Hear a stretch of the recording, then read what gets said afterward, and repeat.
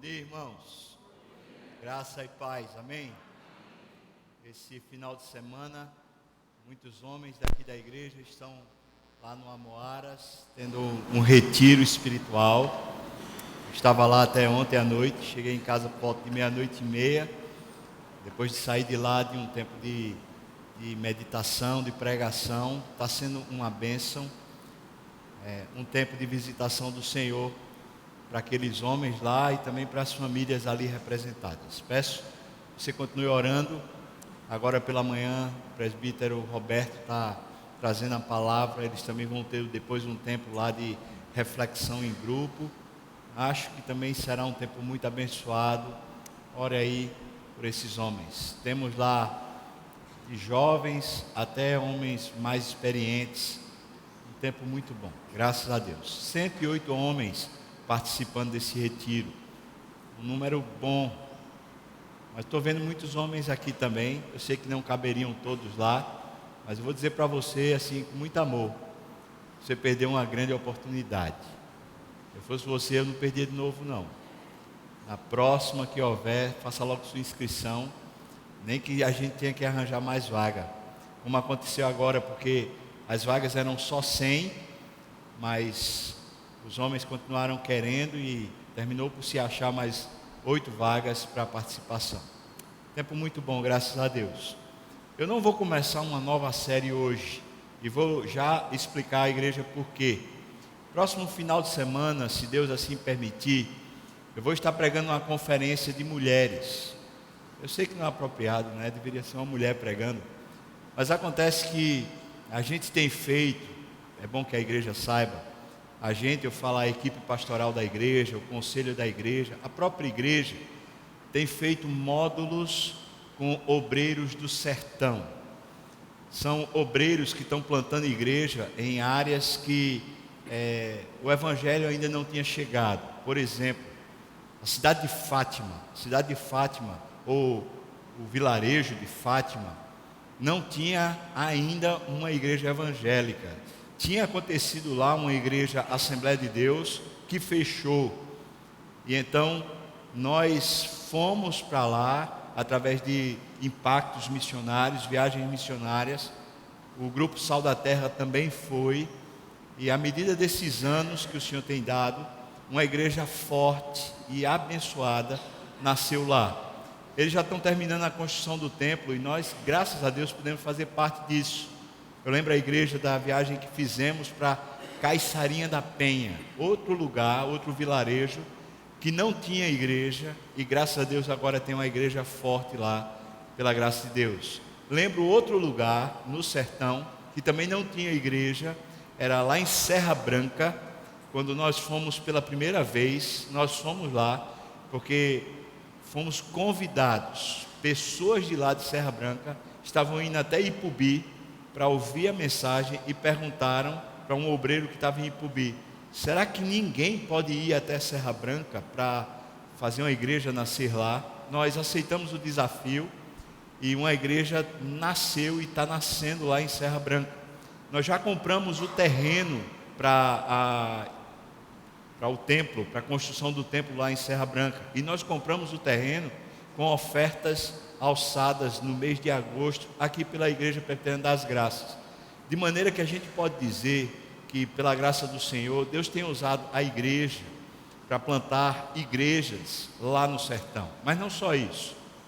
O desafio e o curso que eu estou fazendo é nessa perspectiva. O desafio que Deus tem nos dado é de preparar o melhor possível, dentro da nossa competência e do que o Espírito quiser nos dar, preparar o melhor possível os obreiros do sertão. E o nosso investimento como igreja é a capacitação desses obreiros através de módulos. Nós temos feito pelo menos 5 módulos por ano e fazemos um retiro com os obreiros do sertão durante o meio da semana. E a Igreja Presbiteriana de Serra Talhada tem sido o local onde esses cursos, esses módulos têm acontecido. E à medida que a gente vai lá, os pastores da igreja, presbíteros da igreja, à medida que a igreja vai lá, e ensina e participa desses módulos, é óbvio que começa a acontecer um alvoroço, um agito do próprio Espírito. Graças a Deus, a própria cidade de Serra Talhada tem sido abençoada através dessa obra. E então, eu fui convidado para participar de uma conferência de mulheres que vai acontecer lá no Sesc de Triunfo, lá da Igreja Presbiteriana de Serra Talhada. Eu vou estar pregando no próximo final de semana. Eu peço a você que ore por isso, que realmente curve-se diante de Deus e peça misericórdia. Quem sabe Deus pode me usar lá, próxima sexta, sábado e domingo. Na segunda-feira subsequente, nós vamos começar a conferência com os obreiros do sertão, lá no Sesc de Triunfo também. Então eu vou estar fora sexta, sábado, domingo, na conferência lá de Serra Talhada, e depois de segunda a quinta eu vou estar na conferência dos obreiros do sertão, onde eu também serei o preletor. Então peço a você que, por favor, tenha misericórdia de mim, ore.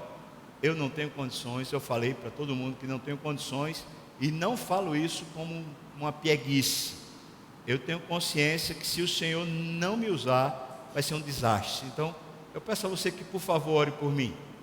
Depois disso, no outro final de semana, explicando para a igreja até entender a minha ausência, eu estarei 2 domingos fora. Na verdade, eu ainda teria, por assim dizer, direito a 20 dias de férias, porque eu só tirei 10 dias de férias esse ano.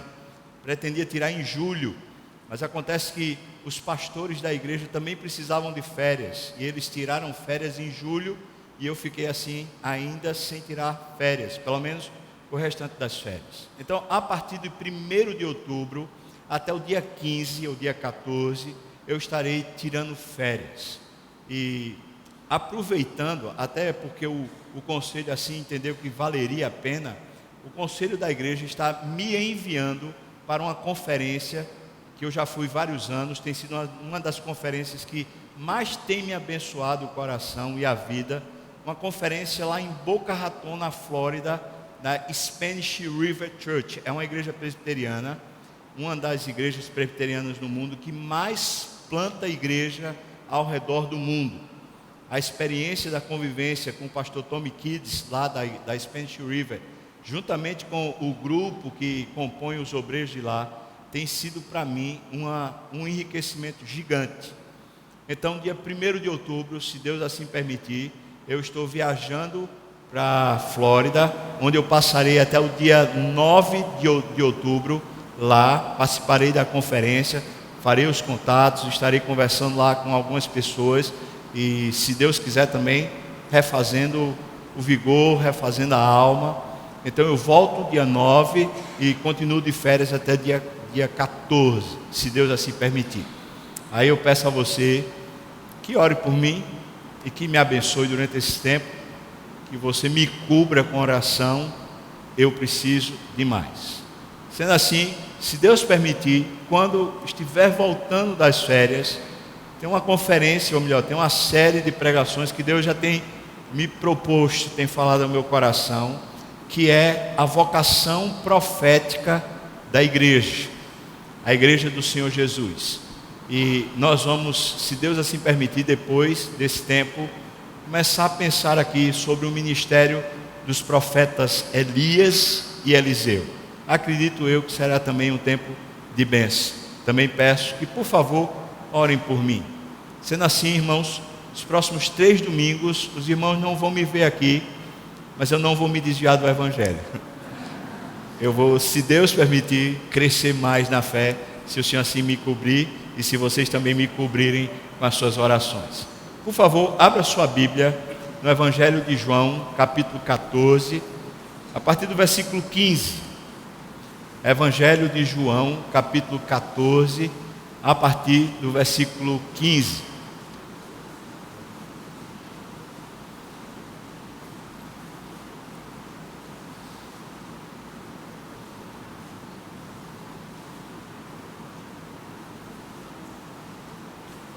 Evangelho de João, capítulo 14, desde o versículo 15 até o versículo 31, com carinho, também com atenção, nós vamos ler. A palavra do Senhor diz assim: se me amais, guardareis os meus mandamentos, e eu rogarei ao Pai, e Ele, o Pai, vos dará outro Consolador, a fim de que esteja para sempre convosco. O Espírito da verdade, que o mundo não pode conhecer ou receber, porque não o vê, nem o conhece. Vós o conheceis, porque Ele habita convosco e estará em vós. Não vos deixarei órfãos, eu voltarei para vós outros. Ainda por um pouco, e o mundo não me verá mais. Vós, porém, me vereis, porque eu vivo, vós também vivereis. Naquele dia, vós conhecereis que eu estou em meu Pai, e vós em mim, e eu em vós. Aquele que tem os meus mandamentos e os guarda, esse é o que me ama. E aquele que me ama será amado por meu Pai, e eu também o amarei, e eu me manifestarei a ele. Disse-lhe Judas, não o que haveria de traí-lo, não o Iscariotes: de onde procede, Senhor, que estás para manifestar-te a nós e não ao mundo? Respondeu Jesus: se alguém me ama, guardará a minha palavra, e o meu Pai o amará, e viremos para ele, e faremos nele a nossa morada. Quem não me ama, não guarda as minhas palavras, e a palavra que estás ouvindo não é minha, mas é do Pai que me enviou. Isto eu vos tenho dito, estando ainda convosco. Mas o Consolador, o Espírito Santo, a quem o Pai enviará em meu nome, esse vos ensinará todas as coisas, e vos fará lembrar de tudo o que vos tenho dito. Deixo-vos a paz, a minha paz vos dou, não vos-la dou como o mundo a dá. Não se turbe o vosso coração, nem se atemorize. Ouviste o que eu vos disse: vou e volto para junto de vós. Se me amasseis, alegrar-vos-íeis de que eu vá para o Pai, pois o Pai é maior do que eu. Disse-vos agora, antes que aconteça, para que, quando acontecer, vós creiais. Já não falarei muito convosco, porque aí vem o príncipe do mundo. Ele nada tem em mim. Contudo, assim procedo, para que o mundo saiba que eu amo o Pai e que faço como o Pai me ordenou. Levantai-vos, vamos-nos daqui. Vamos orar, irmãos. Pai, essa palavra que teu filho deu enquanto estava aqui conosco, eu sei que ela é verdadeira, e tantas vezes o Espírito ensinou a mim o caminho. Senhor, eu te peço que hoje também abras aqui a possibilidade, a oportunidade de nos ensinar o caminho, Senhor. Tu sabes como estão os meus irmãos, como o coração está. Por favor, Pai, tenha misericórdia deles e de mim também. Em nome de Jesus. Amém e amém. Irmãos,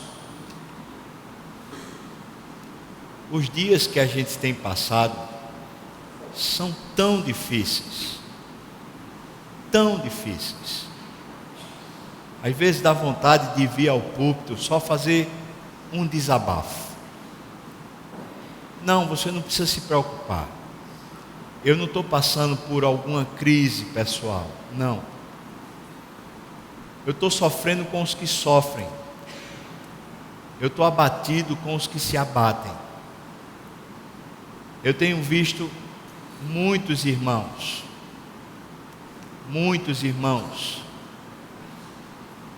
perdendo a esperança, perdendo o fôlego,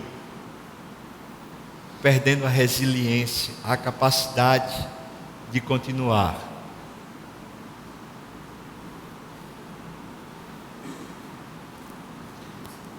O principal fator que parece mostrar, se revelar, é o fator econômico. Parece que essa crise financeira, que você poderia dizer também uma crise moral, é fruto da corrupção. Eu não quero nem entrar hoje aqui nas considerações do porquê estamos em crise.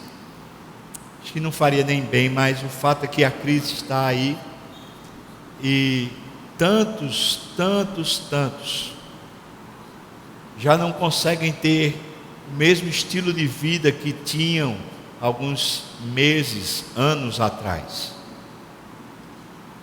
Não conseguem ter um dinheiro um pouco mais folgado, não conseguem ter um planejamento para próximos meses, próximos anos, a respeito de alguma compra, de algum desejo. Tem muita gente aqui na igreja que está com a corda no pescoço, endividado, não sabe como pagar, não sabe como fazer. Agora lá no retiro, as oportunidades de conversa que tivemos, quantos homens estão se sentindo derrotados por causa dessa crise. E talvez a gente se torne um pouco leviano se a gente diz, mas é um fator tão mundano, tão fraco. Como é que pode pessoas de Deus se abaterem tanto por questões que são secundárias, não essenciais? E me parece que, fazendo esse tipo de consideração, achando que esse sofrimento ele é mais formado pela nossa secularização, mundanização, do que por alguma razão mais concreta, parece que quando a gente faz essa avaliação, a gente termina por repelir algumas pessoas que não estão conseguindo se ver. Elas só estão vendo o que está de fora, mas não conseguem mais olhar para si mesmos, não conseguem mais esquadrinhar os seus próprios caminhos.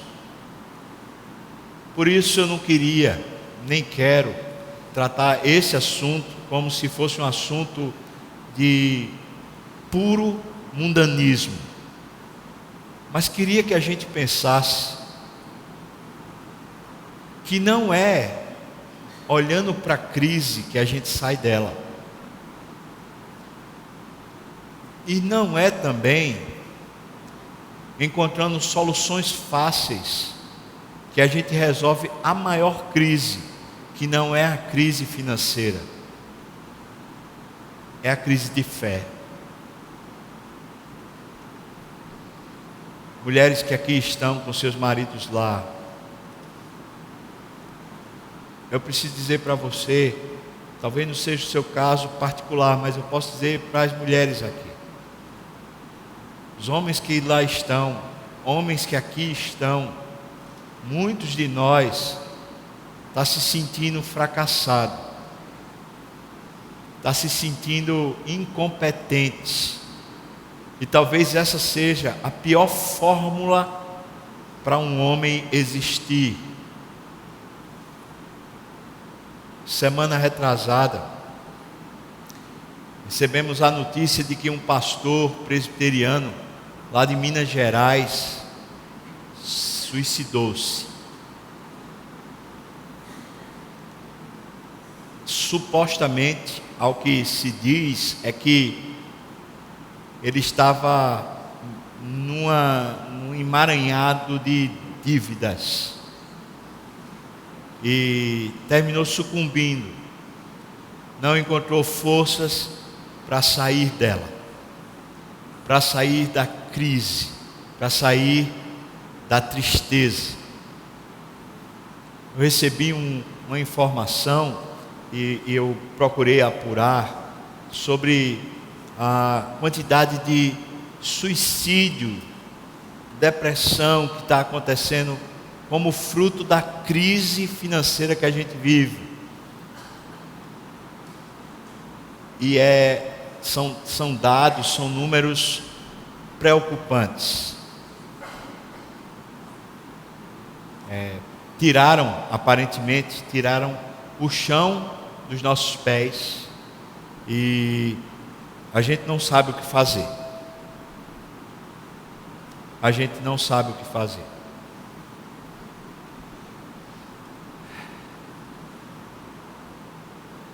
Você já passou por um terremoto?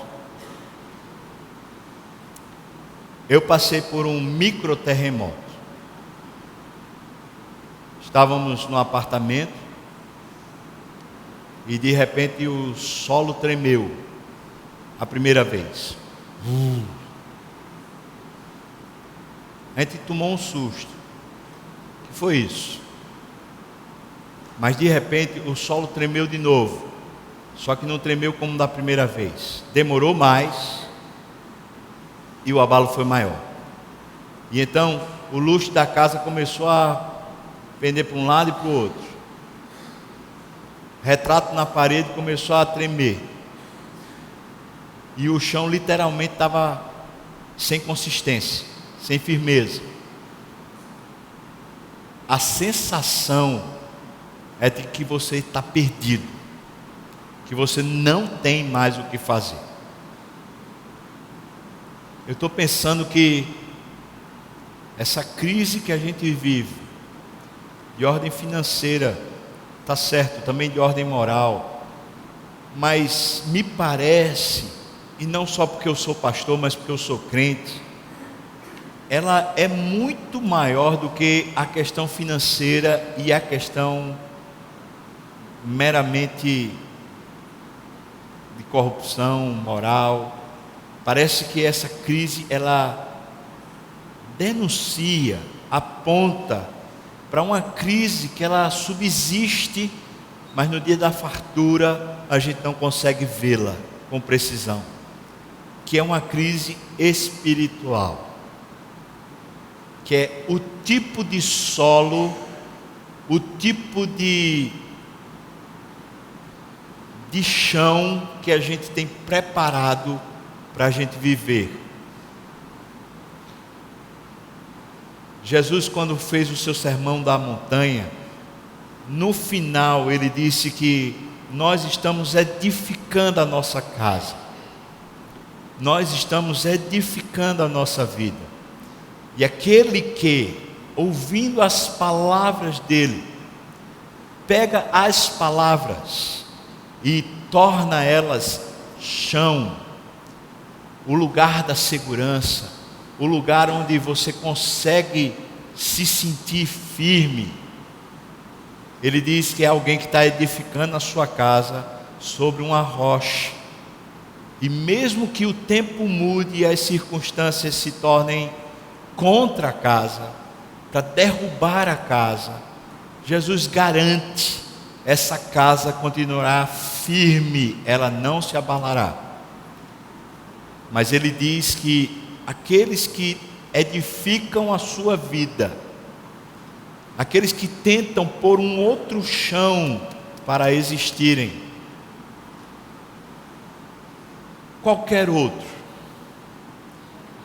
por exemplo, um chão que eu acredito que está sendo tirado dos nossos pés, pelo menos para a maioria, é o chão da nossa autoconfiança, é o chão da nossa providência pessoal, é o chão dos nossos recursos financeiros, do emprego, do mercado. Quando a gente está construindo a nossa existência debaixo, ou melhor, em cima desse chão chamado competência, chamado dinheiro, chamado recursos pessoais, na hora que vem a tormenta, a tempestade, na hora que vem o temporal, na hora que o clima muda, e Jesus já previa que sempre mudaria, sempre chegariam as tormentas, na hora que isso acontece, a nossa casa é destruída. Tem casamentos sendo destruídos literalmente por causa da crise. Não se consegue conversar. O sentimento de falência pessoal é tão gigantesco, é tão dantesco, que talvez a pessoa prefira de fato morrer a continuar lidando com o sentimento de incompetência, de inadequação.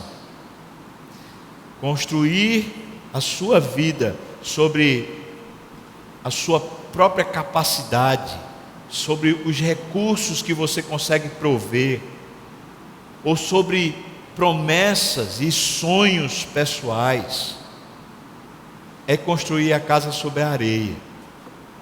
E quando chegar o dia mau, e o dia mau sempre chega, a gente fica sem chão, porque é um terremoto que abala tudo. Eu penso que Jesus avisa a gente antes, para que o dia mau não nos pegue de surpresa. Mas o que é lindo em Jesus, e esse texto que lemos parece traduzir isso muito bem, é que Jesus, advertindo antes, para que a gente não seja tão abalado quando o dia mau chegar, ele não desdenha quando o dia mau chega e a gente fica abalado. Se Jesus não tivesse tanto amor por nós, certamente a maneira como ele funcionaria seria assim: eu estou avisando a você, guarda o teu coração, caminha comigo, eu estou avisando a você, alicerça a tua vida nas coisas que eu estou lhe dizendo, eu estou já avisando a você, antes que venha o dia mau. E de repente, quando chegasse o dia mau, se Jesus não tivesse tanto amor por nós, no dia mau ele iria simplesmente olhar para nós, vendo a nossa vida sendo abalada, ele diria: eu avisei, eu não disse a você? Está vendo? Sei não, você não tem jeito. Ele simplesmente agiria com esse tipo de desdém. Mas esse texto de João 14 é o contrário disso.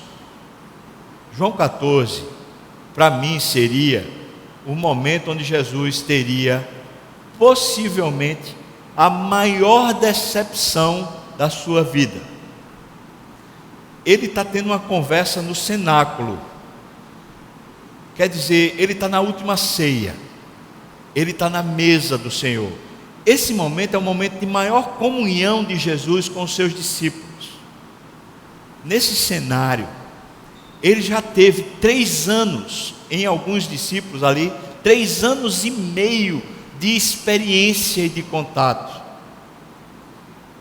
Eles passaram por muitas situações, muitas. Nos últimos meses, Jesus não queria subir até Jerusalém, e de fato até evitava o caminho por Jerusalém, porque naqueles últimos meses, o chão se abalou. A fama de Jesus começou a ser a fama ruim, porque os invejosos começaram a perseguir Jesus, e eles começaram a anunciar que se Jesus subisse e chegasse a Jerusalém, ele seria morto. Jesus está agora, entre aspas, como uma espécie de forasteiro, sem poder chegar num lugar mais público. Os discípulos estão junto com Jesus e estão tentando proteger Jesus, e as conversas são mais ou menos assim. Jesus disse para os discípulos: eu vou morrer, os homens vão me pegar, eles vão me maltratar demais, e eu serei crucificado, ao terceiro dia eu vou ressuscitar. Nesse tipo de conversa, que é a conversa da perda, da dor, daquele sentimento de fim, de que a coisa não vai mais andar, naquele momento, naquela circunstância, os discípulos estão tentando, ao modo deles, consolar Jesus. Pedro chega e fala assim: Jesus, de modo algum isso te acontecerá. Em outro momento, mais adiante, você pega aí o capítulo 13 de João, você vai ver Pedro chegando para Jesus em particular de novo, e fala para Jesus: olha, eu vou te dizer uma coisa, Jesus, eu te amo demais, não se abala não, você tem um amigo, cara, olha, eu sou teu amigo demais, pode ser que todo mundo te abandone, Jesus, o senhor não está entendendo não, o tipo de apreço que eu tenho pelo Senhor é um negócio impressionante, eu estou pronto a dar minha vida pelo Senhor, Jesus. Olha, pode todo mundo lhe negar, mas eu vou garantir a sua vida. E Jesus olha para Pedro e fala assim: como assim, Pedro? Você? Parece que você não se conhece, Pedro. Você vai me negar 3 vezes, antes que o galo cante. E Pedro fala assim: o quê? Eu acho que o senhor é que não está me conhecendo. Portanto, você percebe que a conversa nesses últimos momentos é aquela conversa da tragédia se anunciando, os preparativos para o abalo sísmico, parece que o chão vai se abrir. Mas Jesus chega aqui nesse capítulo 14 e diz para os discípulos a seguinte mensagem: quando chegar a tempestade,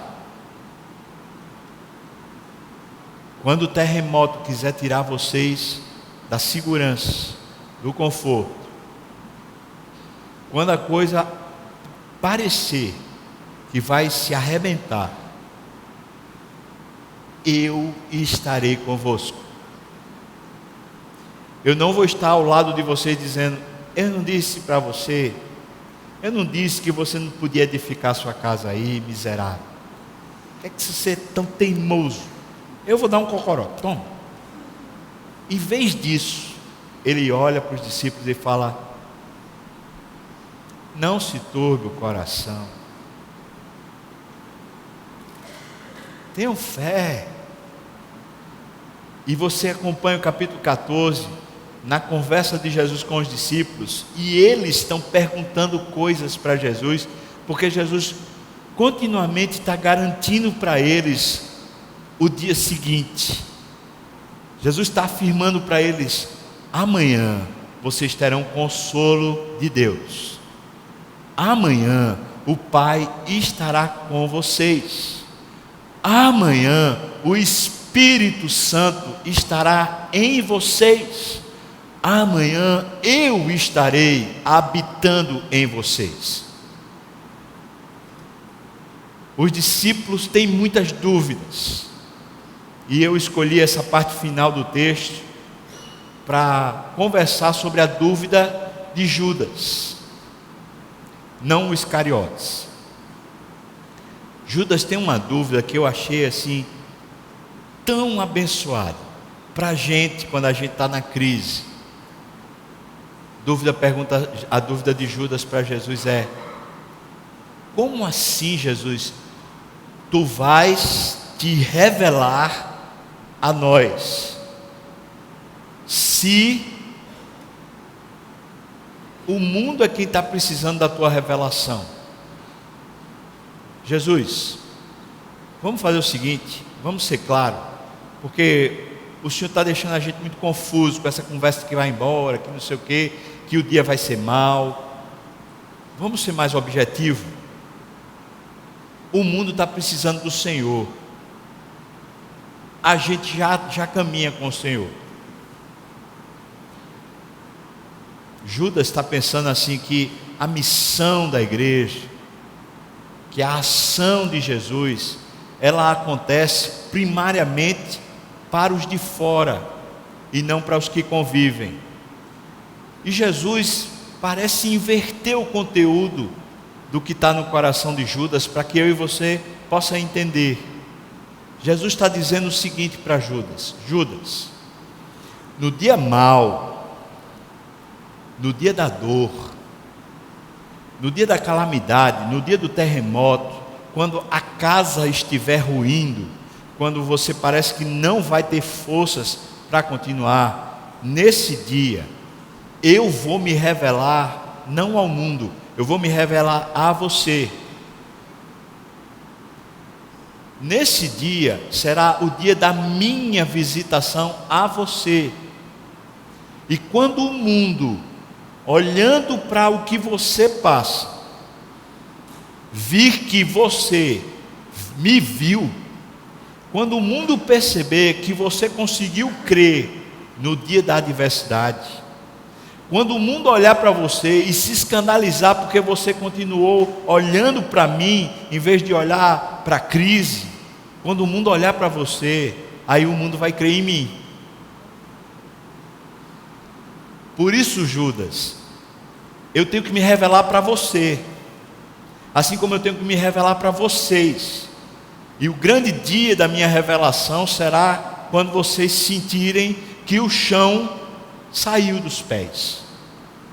Minha melhor oportunidade de me mostrar a você é justamente quando você perde a capacidade de continuar confiando em você mesmo, ou nas estruturas que você supostamente acreditou que seriam um fundamento sólido para os seus pés. Então Jesus está dizendo para Judas, assim como está dizendo para mim, que sou discípulo de Jesus, que esse dia, o dia do terremoto, o dia da dor, é o dia da visitação mais precisa dele na minha vida, na minha casa, no meu coração. E a garantia do processo é uma garantia da própria Trindade. Ele diz: se vocês me conhecessem, se vocês me vissem, vocês conheceriam o Pai. Eu vou me revelar a vocês no dia mau, porque quando eu me revelar a vocês, vocês vão me conhecer, e assim vocês vão conhecer ainda mais o Deus que está sobre vocês. Assim a gente já vê que duas pessoas da Trindade estão colaborando no dia mau em nosso favor.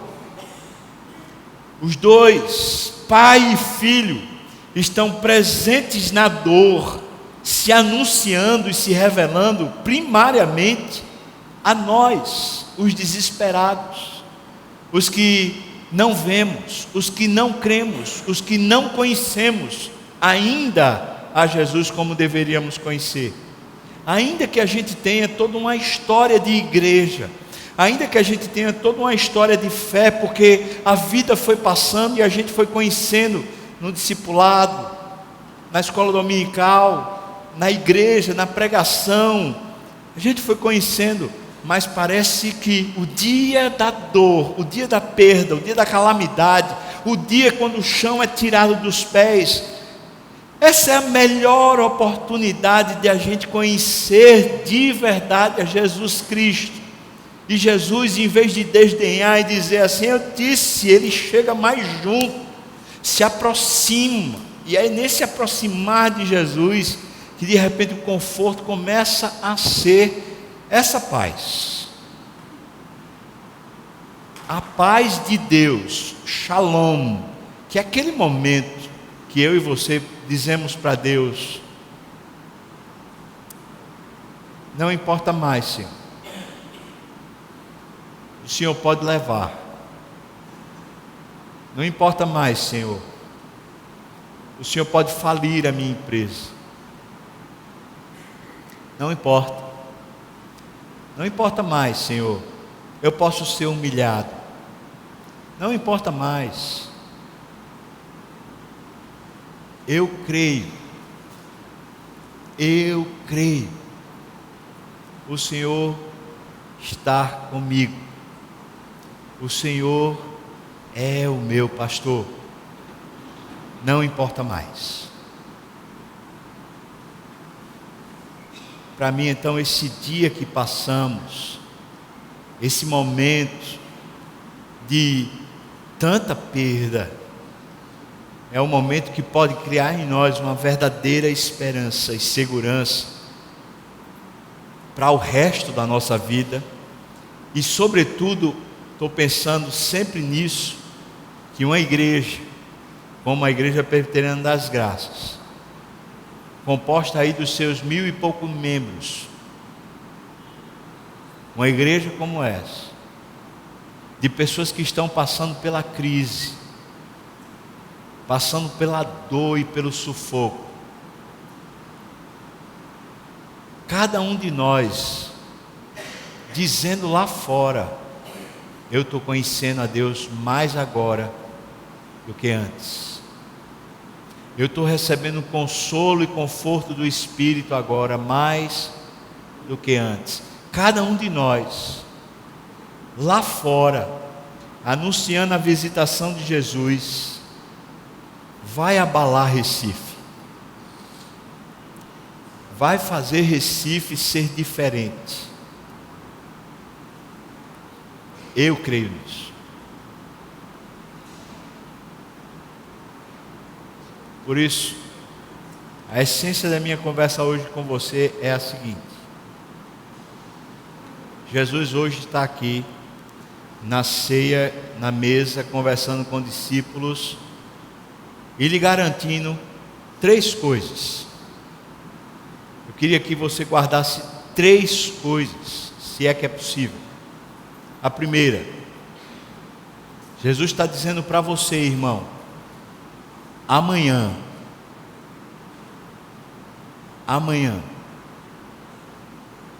eu vou me revelar a você. Preste bem atenção. Amanhã, eu vou me revelar a você. Segunda coisa que Jesus está garantindo. Segunda coisa: amanhã, o Pai se tornará mais conhecido por você. Segunda coisa: amanhã, o Pai, o Deus do universo, se tornará para você alguém mais íntimo, mais conhecido. Terceira coisa que Jesus está garantindo: amanhã, o Espírito estará dentro de vocês, agindo, fazendo coisa nova na sua alma. Amanhã. Mas para amanhã acontecer, não como sendo causa e efeito, mas sendo o fundamento do próprio momento da crise, para que amanhã tenha significado para a gente, eu e você só precisamos fazer uma coisa, porque a garantia é de Jesus: amanhã eu visitarei você, amanhã você será mais íntimo do Pai, amanhã o Espírito Santo mexerá na sua vida. Ele está garantindo essas 3 coisas, mas Ele está dizendo, no presente, as coisas que certamente abrirão os nossos olhos para a gente ver amanhã. Porque se no presente a gente continuar com os olhos fechados, Ele vai cumprir a sua promessa, mas eu e você não vamos ver. Por isso, não estou condicionando a execução de Deus ao que eu e você temos que fazer, mas estou dizendo que eu e você só veremos se nós abrirmos os olhos. E Jesus diz: como eu e você podemos abrir os nossos olhos? E Ele diz: se me amares, se me amares verdadeiramente. Essa será a maneira como os nossos olhos se abrirão. Então eu concluo dizendo para você o seguinte: se o que você está perdendo, se o acosto que você está sofrendo, Se a dor que está dilacerando você for, aos seus olhos, a coisa mais importante, Tim Keller diz para nós que isso é idolatria.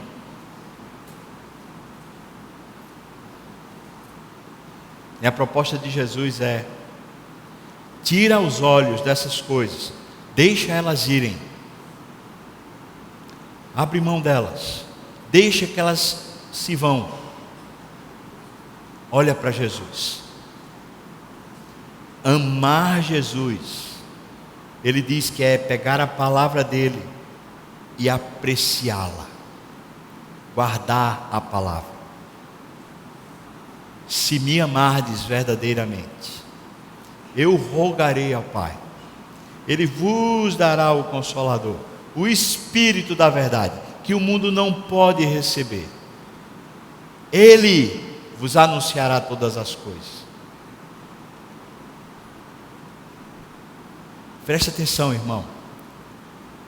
Se eu e você hoje, no tempo que é da dor, resolvemos amá-lo mais, os nossos olhos se abrem e de repente, já amanhã, o dia será o dia da visitação do Senhor. O nosso coração vai começar a receber consolo, a nossa força voltará para os nossos braços, para a nossa mente, para o nosso coração. Preste bem atenção, que a decisão que temos a tomar não é a decisão de ajeitar a nossa vida, tentar fazer a vida dar certo. Preste atenção que Jesus propõe simplesmente amá-lo mais do que tudo. Tirar os olhos da dor, tirar os olhos das coisas que estão se indo, das coisas que estão se perdendo, tirar os olhos da calamidade e pôr os olhos nele, por meio da sua palavra. Quando o amamos mais, nossos olhos se abrem e a gente vê a visitação de Jesus, a gente vê a revelação íntima do Deus Pai, e o Espírito começa a mexer conosco profundamente, saciando, nos dando paz. Por isso só temos uma decisão a ser tomada: amá-lo. Só isso. Amá-lo um pouco mais, querê-lo um pouco mais, buscá-lo um pouco mais. Senhor, eu te quero mais e mais. Estamos na mesa, Ele está aqui, já está querendo servir o seu corpo, querendo servir o seu sangue, não está expondo você à vergonha, não está lhe diminuindo nem desdenhando, mas está dizendo: me ama um pouco mais, e você vai ver que a vida está boa, o suficiente para o próximo dia. Vamos orar. Queria convidar os presbíteros para virem para cá, os pastores também. Nós vamos distribuir em conjunto hoje. Temos 7 presbíteros lá no retiro, que é uma bênção tão grande. O pastor Letinho está lá também. E nós vamos juntos aqui participar da ceia e distribuir os elementos. Mas queria pedir a você para orar. Para você orar. Queria chamar 2 presbíteros em disponibilidade, se houverem aqui, para virem também, por favor. 2 presbíteros. Obrigado, obrigado, que bênção. Vamos orar, irmãos. Jesus, o Senhor está aqui. Eu posso ver isso claramente. E eu sei, Senhor, o quanto isso pode restaurar a minha vida, também a dos meus irmãos. Senhor, nós queremos te amar mais e não sabemos como fazê-lo. Por isso já pedimos a Ti que hoje abra-nos os olhos para que Te amemos mais. Já nos capacite a isso, dando-nos, por favor, mais apego à Tua palavra, mais carinho pela Tua pessoa. Ó Deus, faz isso para a Tua glória, no nome de Jesus. Amém, Senhor. Amém.